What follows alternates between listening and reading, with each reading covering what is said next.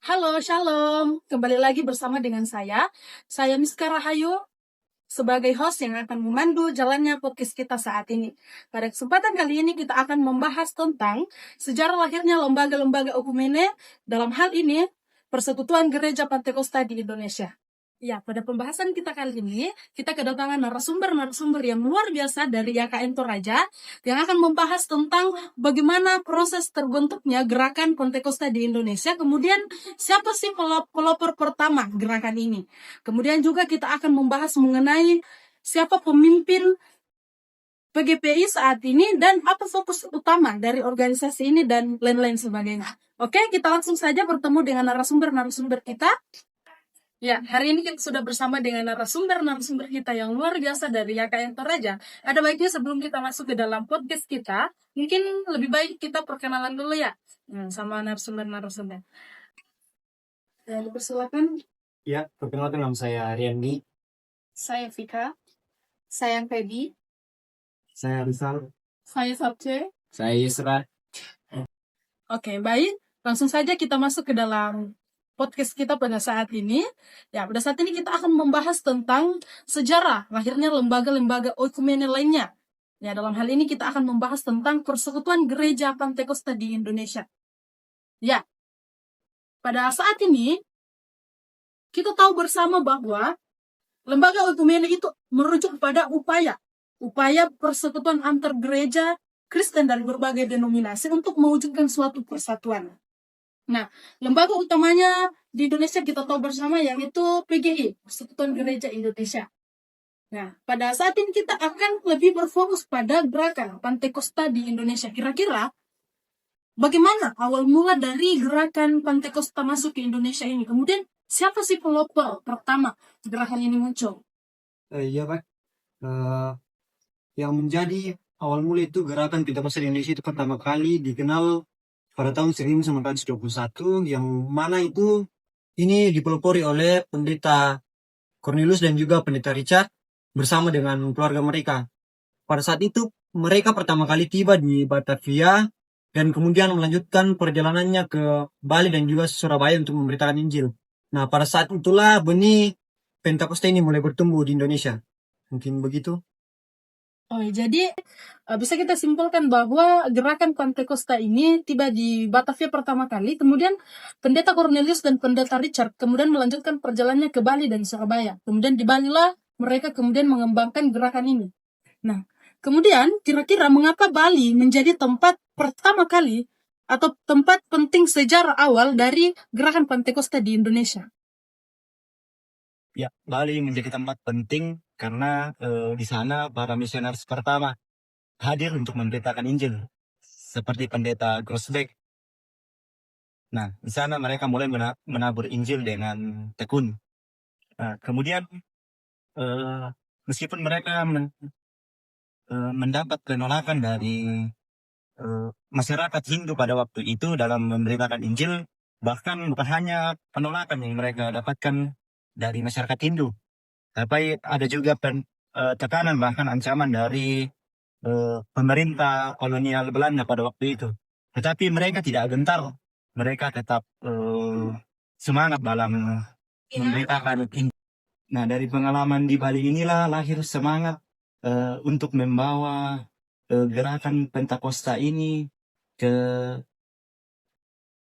daerah lain seperti Surabaya dan juga di Cepu. Yang mungkin itu. Oh, jadi Bali sebagai tempat penting sejarah awal gerakan Pantekosta ini karena Bali lah tempat pertama misionaris datang. Walaupun mereka mengalami berbagai tantangan, penolakan, tapi itu tidak menjadi sarana untuk tidak memberitakan Injil, tapi mereka jadikan sebagai acuan untuk terus semangat dalam yang memberitakan Injil itu. Nah, kemudian kira-kira kapan kebaktian Pantekosta pertama kali diadakan di Indonesia? Dan saya mau tahu apa sih dampak dari gerakan ini. Ya, jadi kebaktian Pentakosta pertama kali diadakan pada bulan Januari tahun 1923 yang diadakan di rumah Van Gesel di Cepu. Kemudian dari kebaktian inilah muncul banyak pertobatan dan penerimaan baptisan Roh Kudus. Dan peristiwa ini menjadi titik awal terbentuknya komunitas-komunitas Pentakosta terbesar di Surabaya dan Jakarta, Bekasi. Oh, jadi gerakan ini memiliki dampak yang luar biasa ya bagi mereka, di mana gerakan ini menjadi wadah untuk melakukan baptisan kepada orang yang ada di sana. Begitu. Ya, jadi kita telah mendengar bagaimana awal mula dari gerakan ini, kemudian mengapa Bali menjadi tempat penting, kemudian kapan kebaktian Pantai Kusta pertama kali diadakan. Saya mau mengetahui, saya mau tahu apa sih bagaimana sih proses terbentuk gerakan ini. Kan tadi kita sudah mendengar awal mulanya. Kemudian bagaimana kira-kira proses terbentuknya gerakan ini dan tujuannya. Tujuannya apa? Ya, baik. Di sini saya akan menjelaskan mengenai bagaimana proses terbentuknya PGPI dan apa tujuannya. Jadi, PGPI ini terbentuk melalui perjalanan yang sangat panjang. Ya, dimulai dari pembentukan organisasi DKG, PSI, dan PPI. Kemudian, pada tahun 1979, kedua organisasi ini bergabung dalam Dewan Pantekosta Indonesia atau DPI. Ya, setelah musyawarah besar yang dilaksanakan di Cipanas pada tahun 1998, nama organisasi ini resmi berubah menjadi PGPI atau Persekutuan Gereja-Gereja Pantekosta di Indonesia. Jadi tujuan dari organisasi ini yaitu untuk mempersatukan gereja-gereja Pantekosta yang ada di Indonesia, serta untuk memperkuat pelayanan, pendidikan, dan peran sosial. Ya, mungkin itu saja. Oh iya, jadi proses perbentukannya sangat panjang ya. Iya. Mulai dari organisasi-organisasi yang mungkin belum menjadi PGPI dulu.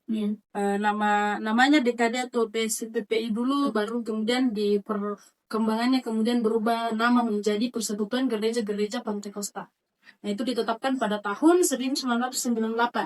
Tadi dijelaskan itu ditetapkan di Cipanas ya. Kemudian, siapa pemimpin PGPI saat ini? Menurut teman-teman. Ketua Umum PGPI saat ini adalah Pendeta Dr. Jason Balom Hapue yang terpilih dalam musyawarah besar ke-9 PGPI pada tahun 2023 untuk masa jabatan 2023 hingga 2028. Di bawah kepemimpinannya, PGPI menekankan pentingnya kesatuan antar gereja Pantekosta, penguatan pelayanan sosial, serta peningkatan kualitas pemimpin gereja melalui pelatihan dan pembinaan rohani. Oke, jadi pendeta Jason ini menekankan mengenai kesatuan antar umat bergereja di denominasi Pantekosta. Ya. Nah, kemudian dia menekankan tentang pelayanan sosial dan pentingnya kualitas kepemimpinan gereja melalui pelatihan dan pembinaan rohani. Yes. Setelah kita mendengarkan proses terbentuknya dari PGPI ini dan tujuan serta dampaknya di kehidupan masyarakat di Indonesia, nah kira-kira adakah kontribusi PGPI ini baik dalam lingkup sosial masyarakat dan juga nasional di Indonesia? Ya, PGPI juga berperan aktif dalam kegiatan sosial seperti bantuan pendidikan, bantuan kesehatan, dan juga bantuan kemanusiaan. Ya, mereka juga terlibat dalam dialog antara pemerintah dan masyarakat yang membahas tentang isu-isu penting seperti kebebasan dalam beribadah dan kemudahan dalam pendirian rumah ibadah. Melalui musyawarah besar dan keterlibatan politik yang sehat, PGPI menunjukkan bahwa Gereja Pantekosta adalah bagian integral dari kehidupan berbangsa dan bernegara di Indonesia. Terima kasih. Oh, jadi PGPI ini memiliki kontribusi yang sangat besar ya. Ya, dia berperan dalam kegiatan sosial seperti kemanusiaan, kemudian pendidikan dan kesehatan. Dia juga memiliki peran dalam dialog dengan pemerintah, serta melakukan musyawarah besar dan keterlibatan politik yang sehat. Ya, PGPI ini menunjukkan bahwa gereja Pentakosta adalah bagian integral dari kehidupan berbangsa dan bernegara di Indonesia. Setelah kita mendengarkan penjelasan dari teman-teman, dapat saya simpulkan bahwa gerakan Pentakosta ini mulai dikenal di Indonesia setelah kedatangan dari Tuhan Amerika yaitu pendeta Cornelius. Nah, kemudian bersama dengan temannya Richard. Nah, Cornelius dan Richard ini kemudian melakukan perjalanan dan tiba di Batavia dan langsung transit ke Bali dan Surabaya. Di Bali lah kemudian gerakan ini dilakukan, diperankan dengan berbagai semangat dokumennya yang sangat luar biasa. Walaupun di sana kita tuh bersama banyak sekali penolakan yang dialami, tapi itu tidak menjadi hambatan bagi para misionaris ini untuk terus-menerus memberitakan Injil. Ya, sampai saat ini gerakan Pentakosta di Indonesia terus-menerus menyatakan semangatnya yang diketuai oleh Pendeta Dr. Jason, di mana mereka tunjukkan melalui pelayanan sosial di masyarakat dalam hal kesehatan, pendidikan, kemudian mereka juga berusaha untuk terus terlibat ke dalam dialog-dialog bersama dengan pemerintah dan juga terus-menerus meningkatkan kepemimpinan gereja Pentakosta di Indonesia. Ya, demikianlah podcast kita saat ini, terbatas kepada narasumber-narasumber yang luar biasa yang memperlengkapi kita dalam berjalannya podcast kita saat ini. Semoga dalam materi yang telah kita bahas, pembahasan ini boleh bermanfaat bagi orang-orang yang menonton dan memberikan pemahaman baru bagi kita semua. Sampai jumpa di podcast selanjutnya. Shalom. Salam.